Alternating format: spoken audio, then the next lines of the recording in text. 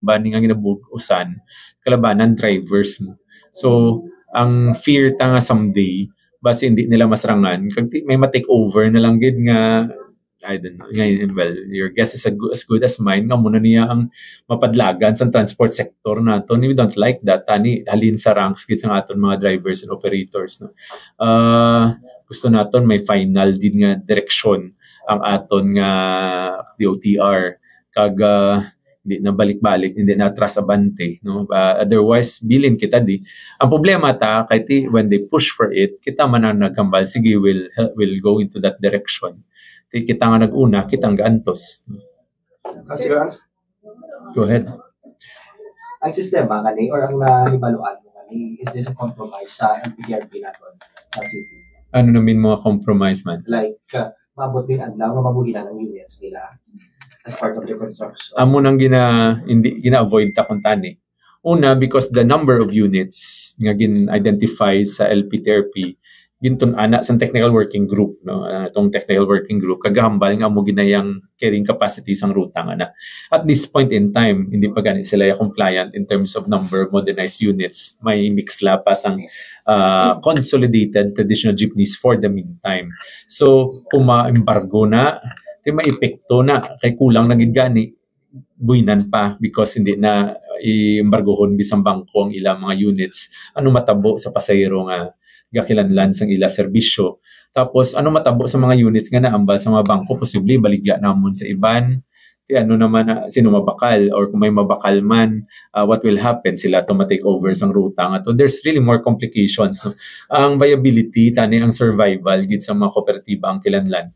Ang 5% equity is not enough. Why?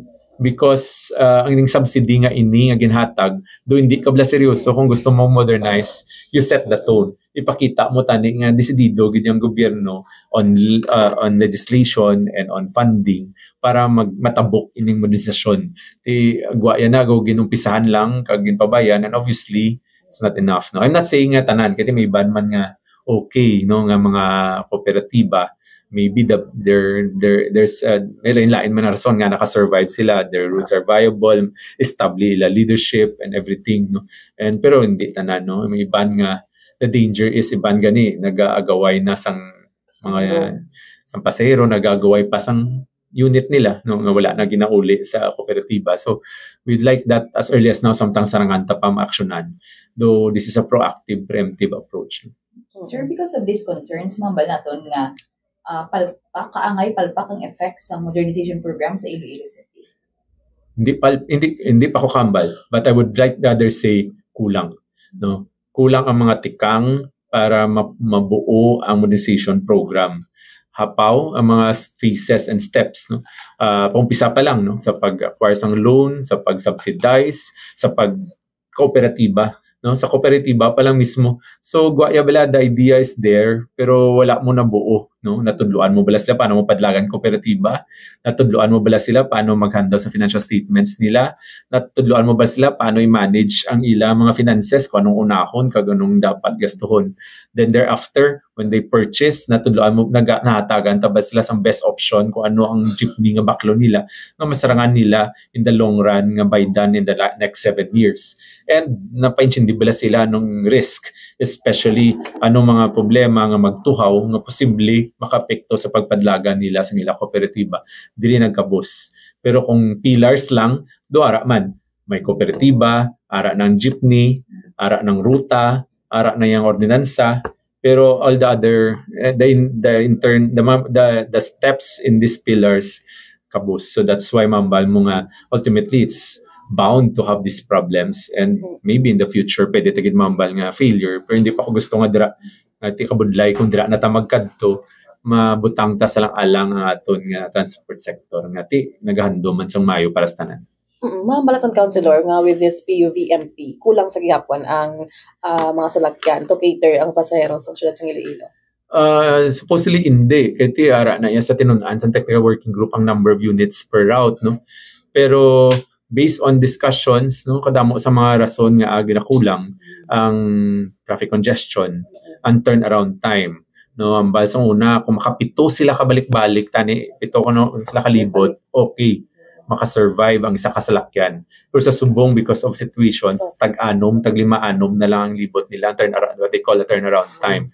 So in that situation, kulang na ang income sang isa ka jeepney kung tag-5 lang siya kalibot sa isa ka adlaw. Idugang mo pa may iban nga hindi siya kalibot kay guba. So hindi na siya ka-compensate, kulang pagid siya on its own. So these are matters nga revealed during many of our discussions with the banks and the cooperatives. Councilor, by labing this to the Department of Transportation, what exactly nga help ang gina-expect natin sa ila? Is all about subsidy or may ara pa gid nga ila? If any, sila nagumpisa. Sila ang nagduso. Sila nagpapanaog sa memorandum nga